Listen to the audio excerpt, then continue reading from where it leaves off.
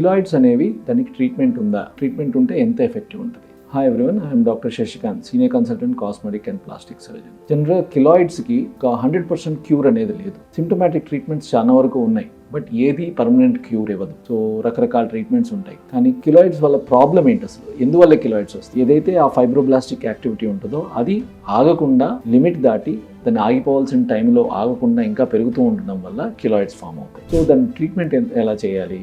ఏదైతే ఈ పెరగడాన్ని ఉంటుందో దాన్ని ఆపగలిగితే చాలా వరకు సిమ్టమాటిక్ రిలీఫ్ ఉంటుంది. సిమ్టమాటిక్ అంటే దాంట్లో సూదులతో కూర్చున్నట్టు ఆర్ నొప్పి రావడము, లాగినట్టు అవ్వడం కానీ ఇట్లా ఉంటుంది అనమాట. సో జనరల్గా మల్టిపుల్ ట్రీట్మెంట్స్ ఉంటాయి దీనికి, but A treatment 100% cure effective. So అందువల్ల మన ప్రిన్సిపల్ ఎట్లా ఉంటుందంటే మల్టిపుల్ ట్రీట్మెంట్స్ యూస్ చేసి సాధ్యమైనంత వరకు కంట్రోల్లోకి తేవడం అనమాట.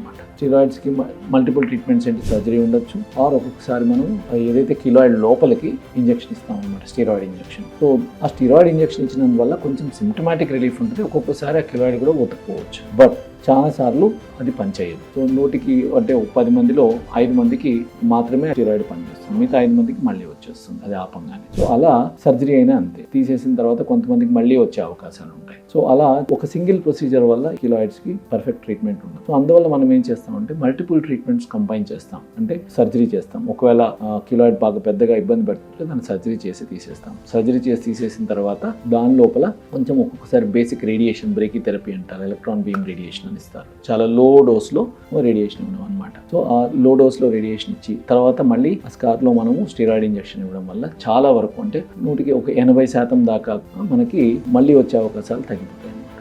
సో ఇలా కిలాయిడ్స్ని మనము సిచ్యువేషన్ని బట్టి, ఆ కండిషన్ని బట్టి ఎంత ఇబ్బంది ఉన్నది అనే దాన్ని బట్టి మనం ట్రీట్మెంట్ని టైలర్ చేస్తాం.